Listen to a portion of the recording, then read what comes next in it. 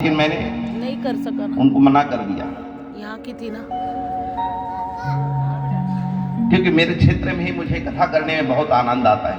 हाँ, तो आज हमको बहुत सुंदर अवसर प्राप्त हुआ है कथा कराने का, और ऐसा सुंदर अवसर भगवान ने दिया है। देखो भैया, एक बात कहूं, जहां चाहा वहीं रहा। ऐसा नहीं कि बहुत धन वाला ही भागवत कर सकता है, बिल्कुल गलत बात है। मैंने ऐसे ऐसे धनवान लोगों को देखा है महाराज, अथाह धन है, धन की कमी नहीं है, लेकिन कभी भागवत कथा नहीं कर पाते, कभी शिव को कथा नहीं कर पाते। क्यों?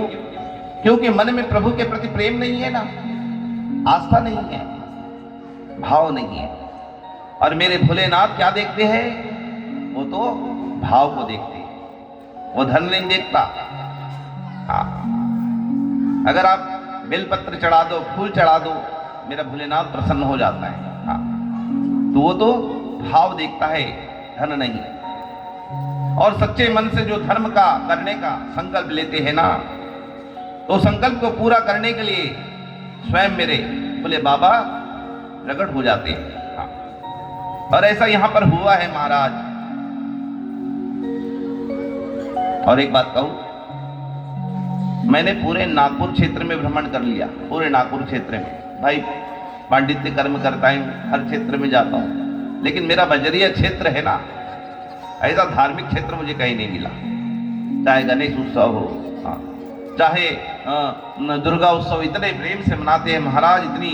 और मेरी माताएं तो मैंने हरतालिका तीज के दिन देखा हूं कि रात्रि में 2 बजे ऐसा लगता है कि कैलाश पर्वत ही बजर में उतर कर आ गया। ऐसा भजन, ऐसा पूजन, भोलेनाथ जी प्रसन्न हो जाते हैं महाराज। हरतालिका तीज के दिन रात्रि में लगता ही नहीं साक्षात भोलेनाथ आ गए, ऐसा लगता है बजरिया में। बड़े उत्साह से मनाते हैं।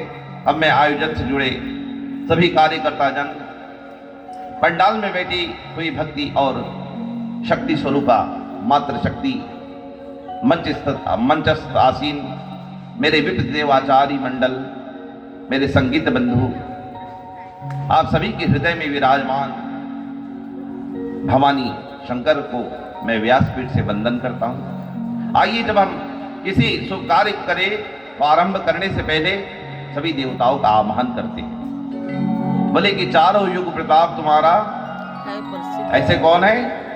तो बोले ऐसे है मेरे हनुमान जी है।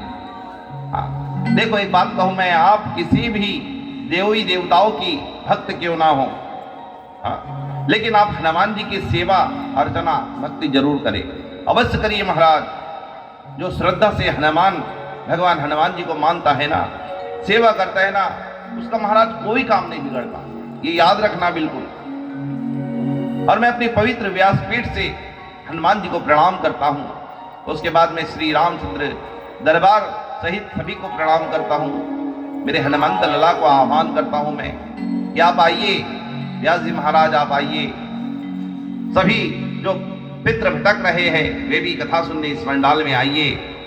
तत्पश्चात मैं उनका आह्वान करता हूं जिन्होंने देवताओं को अमृत पिलाया।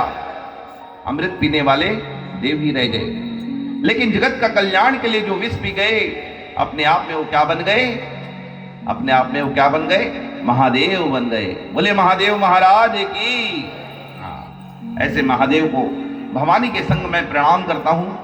आइए, जिस ग्रंथ को आप सुनने बैठे, पहले उसका मैं परिचय दे दूं। इस ग्रंथ का नाम है शिव महापुराण महाराज। देखो, शिव का अर्थ है कल्याण, और यदि शिव में से ई की मात्रा निकालेंगे तो क्या होगा? सौ हो जाएगा। ये जो ई की मात्रा है ना, पता है आपको क्या है?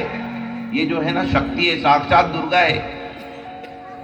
और जब शक्ति नहीं रहेगी, हम क्या बोलते कभी कभी कि अरे शक्ति नहीं है शरीर में। हाँ, अब जो मृत्यु हो जाती तो क्या होता?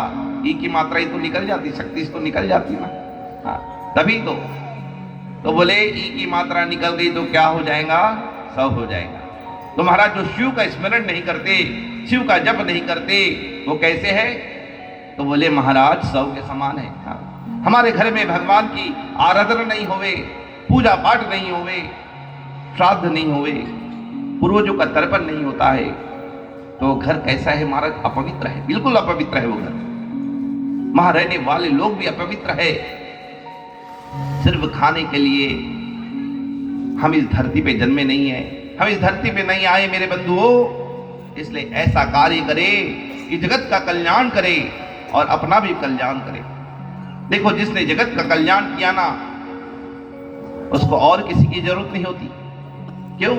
क्योंकि उसका तो स्वयं महादेव कल्याण कर देते हैं महाराज। इस जीव को शिव से जोड़कर रखिए। यदि जीव शिव से अलग हुआ तो क्या हो जाएगा? शव हो जाएगा। इसलिए जीव को हमेशा शिव से जोड़ के रखिए।